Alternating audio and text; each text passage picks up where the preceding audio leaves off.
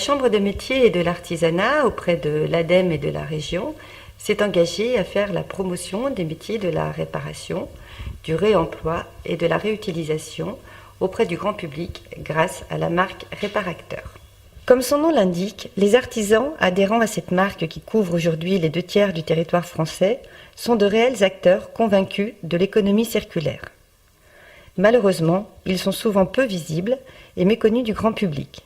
Nombreux d'entre eux exercent dans leurs ateliers. La marque Réparacteur répond à plusieurs objectifs. Permettre au consommateur d'identifier l'artisan capable de réparer près de chez lui, valoriser le savoir-faire et l'expertise technique des artisans de la réparation, favoriser l'économie de proximité créatrice d'emplois et de liens sociaux, mobiliser et fédérer les acteurs de la réparation, économiser les ressources et limiter les quantités de déchets.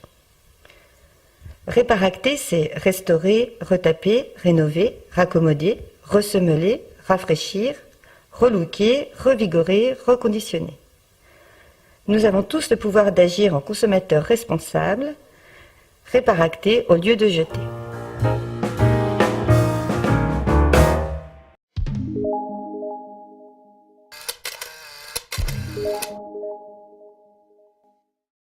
Bonjour. Fribourg est donc une ville très engagée en termes de transition écologique et énergétique. Et donc, comment cela se traduit-il dans les actions que vous menez auprès des artisans? Ja, wir haben eine sehr lange Vergangenheit hier in Freiburg, uns als Handwerker mit Umweltschutz und Nachhaltigkeit zu beschäftigen. Das ging los vor 20 Jahren mit einer Ausbildung, Umweltschutzberater im Handwerk. Und dann kamen sehr schnell Energiethemen, für die Freiburg ja weltbekannt ist. Wir haben in dem Zusammenhang Handwerker aus halb Europa auch hier am Standort ausgebildet, insbesondere im Bereich Photovoltaik und Solarthermie. Animez-vous des actions en termes d'économie circulaire auprès des artisans? Ja, das spielt schon seit längerem eine sehr, sehr wichtige Rolle. Ein Punkt: in Freiburg wurde immer sehr, sehr viel gebaut. Und in diesem Zusammenhang haben wir etwa vor 15 Jahren Kreislaufwirtschaft im Bereich der Baustellen begonnen, sehr intensiv mit der Stadtverwaltung zusammen. Donc en France, le réseau des chambres de métiers et de l'artisanat ont développé une marque qui s'appelle le Réparacteur et qui permet de mettre en avant les artisans qui œuvrent dans la réparation, le recyclage et le réemploi. Et donc la volonté de cette marque est donc de sensibiliser le grand public qui aujourd'hui a une attitude de surconsommation excessive. Et donc, l'idée est surtout de dire, eh bien, arrêtons de consommer, jeter. À ce moment-là, il est possible de réparer également, il est possible de recycler, il est possible de réemployer. Est-ce que vous menez une action en cette faveur-là au niveau des artisans fribourgeois? Est-ce qu'ils sont mis en avant auprès du grand public? Wir beobachten diese Entwicklung in Frankreich mit sehr, sehr großem Interesse. Und auch ein bisschen neidisch. In Deutschland ist es noch sehr, sehr schwierig, dass sich Handwerker mit dem Thema Reparatur eine eigene Marktnische erschaffen können, weil die Arbeitskosten extrem hoch sind. Aber wir sind sehr, sehr neidisch auf das, was Frankreich im Handwerk dort zwischenzeitlich geschafft hat. Comment voyez-vous donc cette collaboration entre la marque Réparacteur que nous avons développée et votre souhait de mettre en avant ces artisans au niveau de la ville de Fribourg, et que pourrait-on s'apporter les uns et les autres? Ich sehe 3 Bereiche, wo die Kammern sehr gut zusammenarbeiten können in diesem Themenfeld. Das erste ist, dem Thema überhaupt eine Bühne zu geben, was sehr, sehr wichtig ist. Das zweite ist, in den Gewerken, also Schreiner, die Altholz verarbeiten, zu Designmöbeln, gewerksspezifisch zusammenzuarbeiten, Techniken auszutauschen, Designmodelle auszutauschen. Und das dritte ist, glaube ich, das Wichtigste, wo wir beide dran arbeiten müssen. Es kommt auf die Kunden drauf an. Die Kunden müssen ein Interesse an dem Thema Produktlebenszyklen verlängern, Wiederaufbereitung, Altes wieder neu zu gestalten und zu machen, die müssen ein Interesse dran haben. Und momentan ist eher die Tendenz, Neues zu kaufen, wegzuwerfen. Und ich glaube, da haben wir beide eine große Arbeit in Deutschland und Frankreich, um an dem Thema des Kunden zu arbeiten. Meniez-vous une action ou des actions en termes d'économie circulaire ou dans le champ de la transition écologique et énergétique exemplaires qui pourraient en fait également nous inspirer du côté français et qu'on pourrait partager? Ja, wir können uns da viele Aktionen vorstellen, die wir gemeinsam machen können. Wir haben zum Beispiel in Deutschland den Tag des Handwerks, eine jährliche Aktion, in dem die Handwerkskammer mit ihren Betrieben auf die Marktplätze geht und zeigt, was im Handwerk alles möglich ist. Und das wäre eine wunderbare Gelegenheit, um auch die französischen Kollegen der Kammer Besançon einzuladen, um dort an diesem Tag auch zu zeigen, was im Bereich Kreislaufwirtschaft konkret in den einzelnen Gewerken geleistet wird. Eine andere Aktion, die hier sehr, sehr gut angekommen ist ein Wettbewerb unter jungen Menschen, ein Upcycling-Wettbewerb. Die schönsten Möbel aus Abfallmaterialien. Merci en tout cas pour votre accueil et pour votre disponibilité. Ich möchte mich auch ganz herzlich bedanken. Es macht immer wieder riesigen Spaß, über die Grenze zu arbeiten, zu denken und zu leben. Dankeschön.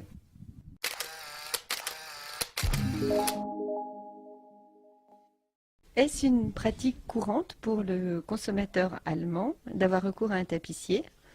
Et le coût peut-il être un frein? Viele Kunden haben Möbel, die erinnern sie an ihre Kindheit, an ihre Eltern und die haben eben einen so hohen Stellenwert, dass sie sagen, die will ich einfach für mein Leben behalten und die will ich auch einfach neu beziehen lassen, neu aufpolstern. Das ist insofern nach wie vor wichtig, der Polsterer. Wir haben viel Arbeit. Natürlich ist auch klar, wenn man sich die Preissituation anschaut, immer ein wichtiger Punkt. Gegen große Möbelhäuser können wir im Handwerk nicht konkurrieren, wollen wir auch nicht konkurrieren. Wir setzen auf Qualität, auf die individuelle Arbeit, auf den individuellen Austausch mit dem Kunden. Der kann sich den Stoff, das Material, die Farbe bei uns aussuchen. Das kann er eben im Möbelhaus in dem Umfang nicht machen. J'ai remarqué que dans votre hall d'entrée, vous avez de nombreux échantillons de tissus. Où vous approvisionnez-vous? Est-ce que vous pouvez encore trouver du tissu en Allemagne ou au moins en Europe? Material bekommen wir aus Deutschland.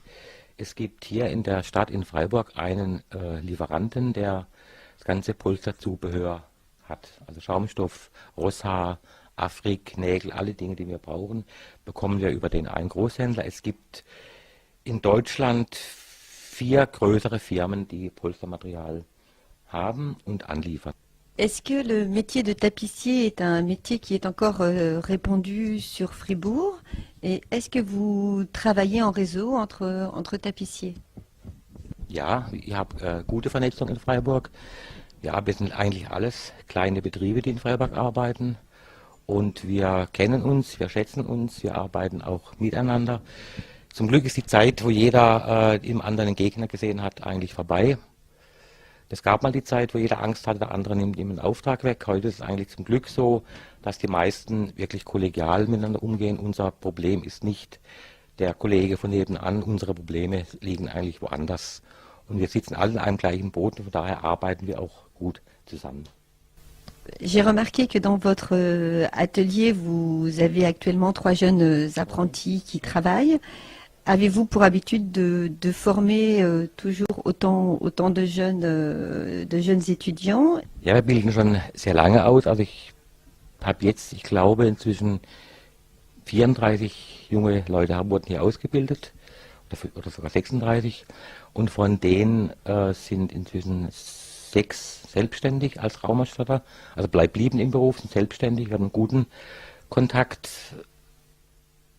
Ich finde, Ausbildung macht Spaß, Ausbildung ist wichtig, dass wir die Zukunft unseres Berufs einfach auch sichern.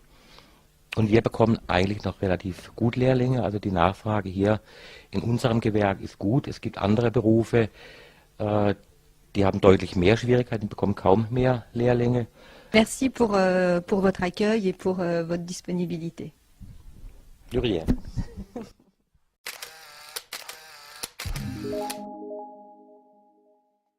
Bonjour Toby. Bonjour Virginie. Le parc de ton entreprise, j'ai remarqué qu'il y avait beaucoup de vélos anciens. D'où proviennent ces vélos? Est-ce que tu les récupères, des particuliers te les déposent, ou est-ce que tu les récupères dans des déchetteries et ensuite tu les assembles et tu refais des nouveaux vélos que tu vends?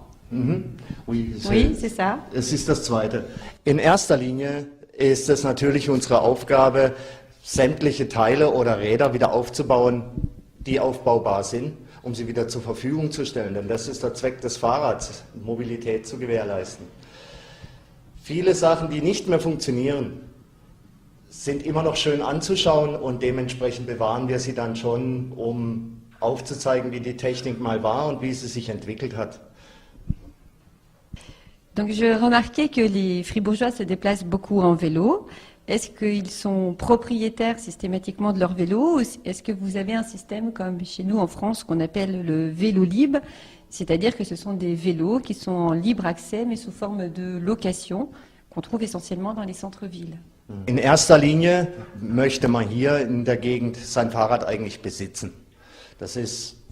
Kann ich schwer erklären, warum das so ist. Gleichermaßen existieren aber auch Fahrradverleihe, die sicher für Urlauber oder Kurzzeitanwesende hier sicher von Nutzen sind, aber generell möchte man hier sein eigenes Fahrrad haben.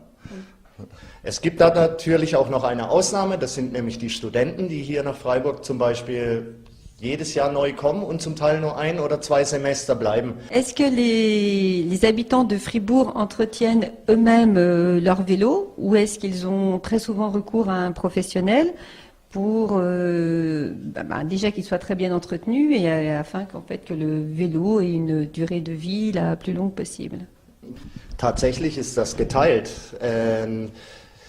Viele einfache Sachen wissen die Menschen selber zu reparieren, wie mal einen Reifen flicken oder mal wenn die Kette abspringt, sie wieder drauf zu bringen oder mal eine Glühbirne zu wechseln. Aber wenn es schwierig wird, kommen die meisten, die wirklich regelmäßig Fahrrad fahren, doch lieber zum Fachmann, denn sie vertrauen dem Fahrzeug ja ihr Leben an und das wollen sie nicht dem Zufall überlassen.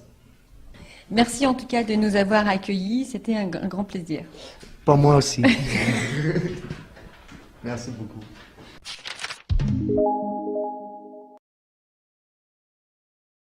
Bonjour Gilles. Bonjour Virginie. On a pour habitude d'entretenir régulièrement sa voiture pour qu'elle puisse durer le plus longtemps possible. Est-ce qu'on a le même réflexe pour son électroménager?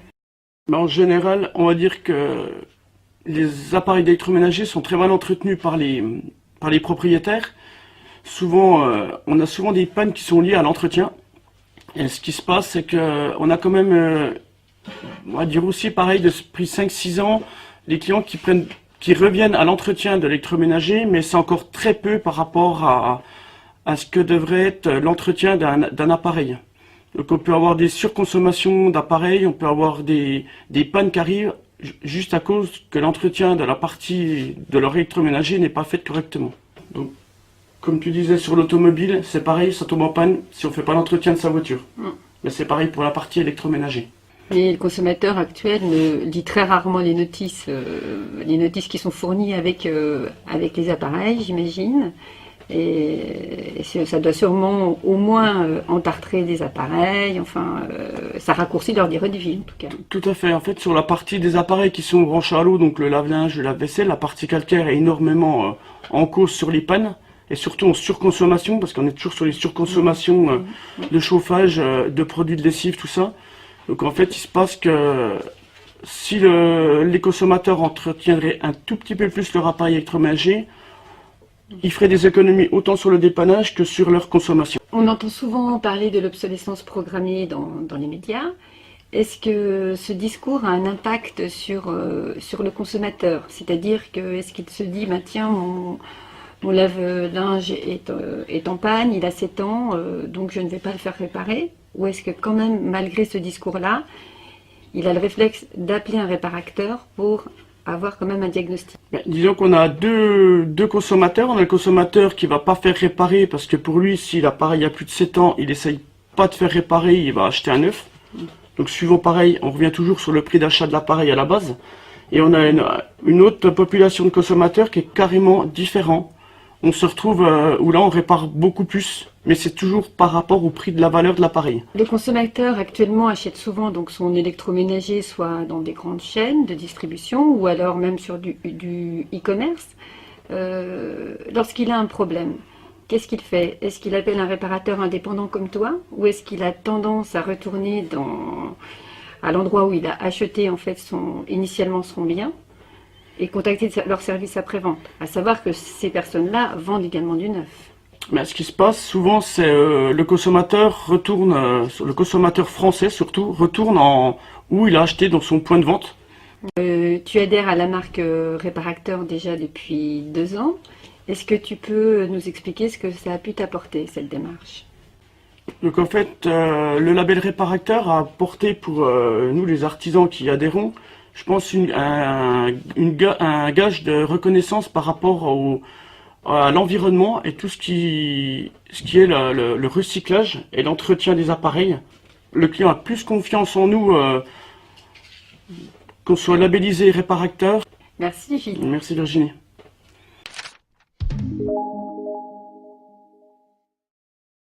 Dominique, bonjour. Bonjour Virginie. Dans cette activité Label Palette, donc je comprends qu'en fait tu récupères du bois de palette que tu dois démonter et que tu utilises ensuite pour créer du mobilier. Où t'approvisionnes-tu? Où trouves-tu ce bois? Alors pour un gain de temps, on s'approvisionne chez des fournisseurs, des confrères au plus proche. Nous-mêmes, nous récupérons nos palettes pour éviter justement respecter cette démarche écologique. Le grand public doit être sensible à ta démarche. Je voulais savoir si en fait il est prêt aujourd'hui à acheter du mobilier fabriqué avec du bois de récupération ou est-ce qu'il voit un peu ça comme du bricolage, comme une activité annexe et qu'il se dit ben tiens c'est une bonne idée, je vais pouvoir le faire par moi-même. Ah oui, effectivement, on entend sur les différents salons où on est présent des remarques des visiteurs qui disent « Ah, mais tu peux me le faire, en parlant à son mari, tu peux me faire la même chose. » Donc nous, notre démarche, c'est de se différencier du particulier en créant un travail avec un travail beaucoup plus abouti, une finition, de la créativité, ce qui est beaucoup plus difficile pour le particulier. Oui, car même si on utilise du bois de récupération, derrière il faut un vrai savoir-faire, il faut des machines particulières, j'imagine, pour pouvoir créer ce type de mobilier. Alors oui, on est des artisans, donc un artisan se doit de travailler un produit de façon très aboutie, très élaborée, avec une finition qui est parfaite. Est-ce que tu as des projets particuliers par rapport à ce bois de récupération et ce nouveau concept de mobilier ? Alors oui, tout à fait. En printemps 2019, nous allons démarrer des ateliers de formation pour le grand public, pour les initier à ce bricolage un peu plus raffiné qui pourrait le faire chez eux avec du matériel à disposition, de la sécurité et un accompagnement. Tu fais partie des pionniers de la marque Réparacteur. Est-ce que tu peux m'expliquer ce que ça a pu t'apporter, cette adhésion ? Comme tu le sais Virginie, j'adore les réseaux. La force d'un réseau, c'est ça, elle est beaucoup dans le partage. Le réseau Réparacteur nous permet aussi de participer à différents salons locaux, et ce qui nous permet d'avoir une visibilité, en tout cas au niveau de la Belle Palette. C'est très intéressant pour nous d'avoir cette visibilité aux yeux du grand public. Merci en tout cas Dominique pour ton accueil et pour toutes ces explications. Merci Virginie, à bientôt. À bientôt.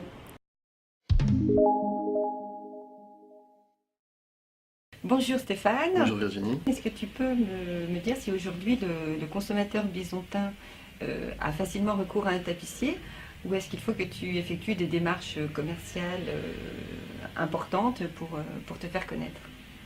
Donc au lancement de mon activité, j'ai commencé à mon domicile, donc effectivement c'était un peu difficile pour arriver à faire venir la clientèle chez moi, du fait que j'étais dans un petit village à l'extérieur de Besançon.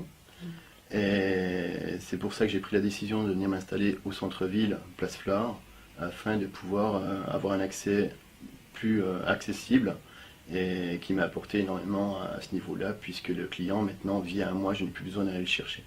Est-ce que le coût aujourd'hui est un frein? Est-ce que le consommateur reconnaît réellement le savoir-faire et tout le travail qu'il y a derrière en fait, la rénovation d'un fauteuil ou d'un canapé? Oui, effectivement, il y a un coût aujourd'hui pour le consommateur. Quand on vient faire appel à un tapissier, c'est qu'on sait déjà à la base le travail qu'il y a à faire sur un fauteuil. Quoique qu'il y a des clients des fois viennent et ils trouvent effectivement un tarif très élevé. Mais généralement, c'est qu'ils font des comparaisons avec d'autres commerces où il n'y a pas toute la manipulation qu'on instaure sur un fauteuil. Où trouves-tu tes tissus aujourd'hui? Est-ce que tu peux t'approvisionner un petit peu déjà sur Besançon, la région, en France ou carrément beaucoup plus loin? Donc sur Besançon, non, j'ai aucun fournisseur. Après, ce sera plus à l'étranger, en Allemagne, Espagne, Angleterre, principalement. Au sein de la marque Réparacteur, plusieurs tapissiers adhèrent. Quelles sont vos relations aujourd'hui? Ben, effectivement, j'ai pu faire la connaissance de différents tapissiers lors de ce label Réparacteur, où on a pu discuter un petit peu, échanger différentes choses par rapport à notre même métier.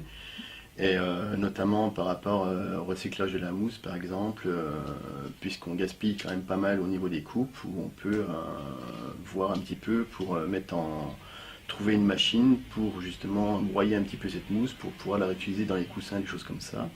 Merci Stéphane pour ton accueil et pour ta disponibilité. C'est moi qui te remercie.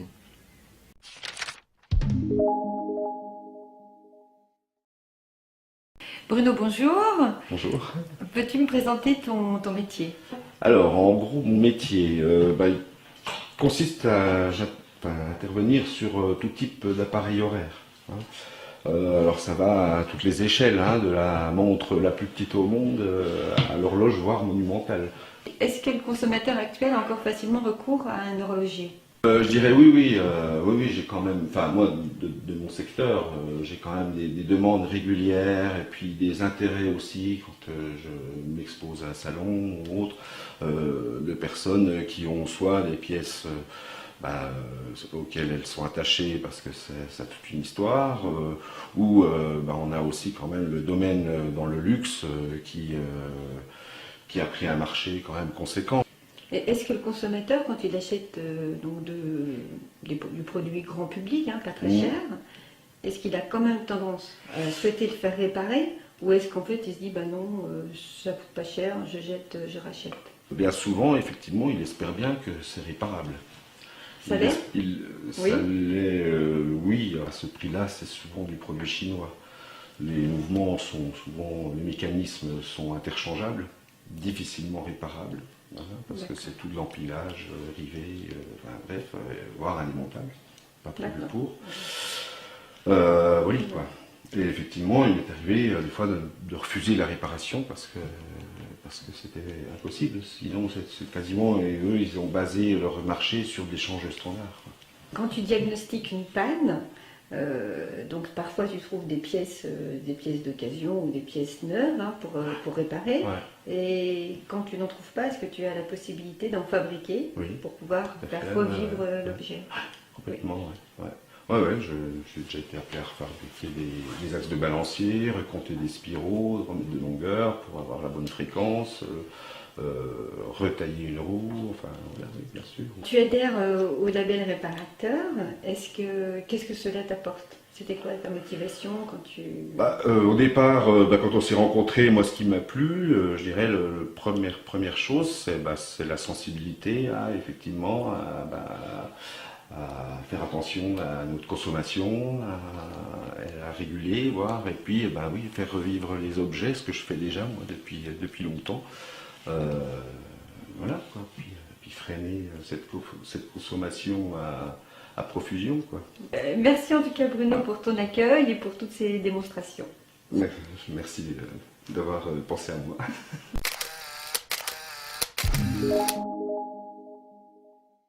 Plus informatique basé à Besançon depuis 1996. Donc on est prestataire informatique et réparation informatique en général, quel que soit le matériel en fait. qu'on ait vendu ou pas. Donc notre métier, c'est vraiment donner une seconde vie au matériel, voire une troisième, quatrième chance, de telle sorte que le déchet électrique et électronique ne vienne pas encombrer en fait nos poubelles. Voilà, c'est vraiment la base de notre travail. Après, tout ce qui est vente, formation et tout ce qui est professionnel et particulier en fait font partie également de notre savoir-faire. On a également les réparations en fait des iPhones, des téléphones portables. Toute la partie électronique et informatique, c'est vraiment le cœur de notre métier. Jordan, bonjour. Bonjour. Est-ce que tu pourrais m'expliquer ton métier? Je suis cordonnier bottier. J'ai appris mon métier chez les Compagnons du Bois. Selon la provenance du cuir, les méthodes de traitement sont différentes. Est-ce que tu peux m'expliquer un petit peu les travers qu'on peut rencontrer dans cette profession? On va privilégier les cuirs français, les cuirs qui sont tannés chimiquement et puis qu'après on met ça dans les eaux usées. Les cuirs français respectent un engagement au sein de l'écologie et des choses comme ça. Par exemple, il y a une tannerie qui est dans le bas de la France, où là c'est tout tanné en végétal. Jordan, le grand public a tendance à acheter ses chaussures dans des grandes enseignes de la distribution. On a souvent la fausse idée que des chaussures de qualité coûtent très cher et qu'elles s'adressent à un public haut de gamme. Peux-tu m'expliquer qu'en fait c'est pas forcément le cas? Effectivement, les gens se font une fausse idée de ce qu'on peut appeler, on va dire, la chaussure de qualité. Ils pensent que c'est toujours trop cher, qu'il faut débourser des sommes astronomiques parce que c'est français, parce que c'est ceci, parce que c'est cela. Non. Une chaussure, on peut en trouver à partir de 150 €, un premier prix de base, 150 € en cuir, c'est possible. Et puis, je veux dire, ça tient minimum, si on l'entretient bien, ça tient 5-10 ans. Au bout d'une dizaine d'années, il se lasse de la couleur, il ne veut plus du noir. Là, il y a toujours moyen de faire des effets, on appelle ça patiner, vieillir la chaussure, mais la vieillir naturellement. C'est une personnalisation de qualité qui permet à la chaussure d'avoir une seconde vie, voire une troisième vie. Exactement, parce qu'en fait, si vous voulez, moi j'utilise un procédé où la patine reste, c'est comme si vous achetiez une paire directement dans le commerce. La patine reste jusqu'à la prochaine, quoi, en fait. Aujourd'hui, elle est verte. Si dans 2 ans, je la veux rouge, tu peux, à ce moment-là, oui. en fait, d'accord, elle peut à nouveau changer de couleur. Jordan, est-ce que tu peux m'expliquer quels sont les freins au développement de ton activité? Les freins, c'est vraiment la visibilité. Et c'est vrai que moi, j'ai eu la chance et l'opportunité de trouver quelqu'un, Jean-Paul, pour me donner cette chance de me donner de la visibilité au sein de son magasin. Ça me donne quand même accès à cette clientèle tout de suite. Merci Jordan merci à vous. Pour toutes ces explications et à bientôt. À bientôt.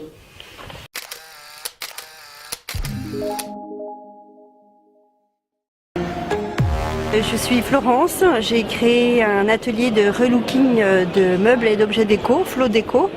Donc je redonne vie à tous ces meubles qui sont dans les greniers, dans les garages, le meuble auquel on tient, dont on a hérité de la grand-mère, de la tante, de la famille, et puis malheureusement il va quand même pas trop dans la déco. Donc j'utilise des produits naturels, donc certains que je fabrique, comme de la peinture à la farine, du vernis aussi à base d'essence d'écorce d'orange. Et puis sinon, je prends des produits qui sont pour 95% biosourcés, des peintures.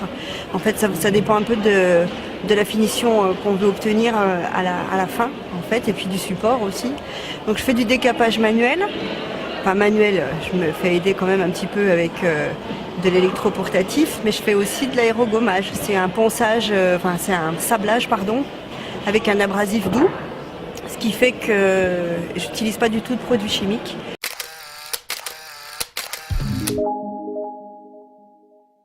Christophe, bonjour. Bonjour.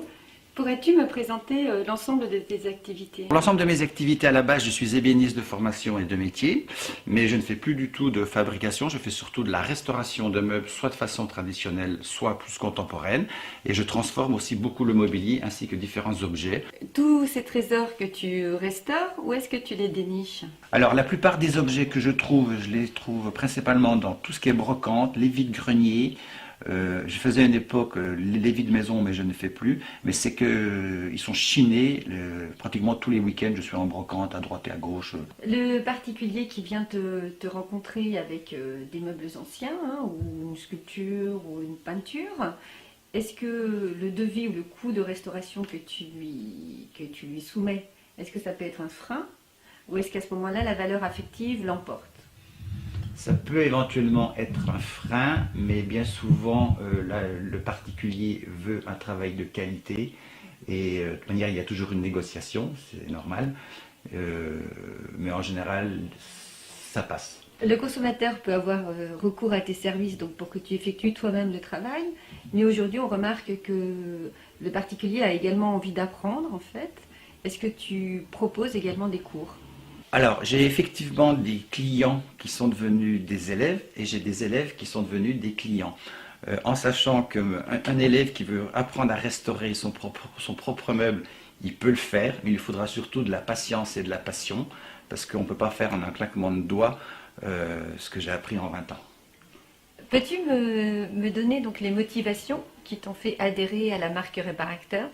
Quand je suis rentré en Franche-Comté il y a 5 ans et que j'ai découvert que la Chambre des métiers avait organisé ce mouvement de réparacteurs, ça correspondait complètement à ce que je faisais depuis 20 ans, sauf que je ne savais pas que ça existait. Donc je me suis engouffré dans le mouvement, et puis en fait, parce que c'est un réseau d'artisans différents, on est tous complémentaires dans nos activités, et puis de toute manière, il y a une place au soleil pour tout le monde, et en plus, je ne supporte pas cette société de consommation où on jette et on jette et on jette à un degré colossal, alors qu'il y a des merveilles dans nos vieilles maisons ou dans nos brocantes et tout ça, mais qu'on peut remettre complètement au goût du jour. Et ce n'est pas une tradition du XXIe siècle, ça existe depuis le XVIIe siècle, où on peignait les meubles qu'on promenait d'un château à un autre. Au revoir Christophe, et merci pour toutes ces explications et toute cette découverte. Bon, au revoir et merci à vous.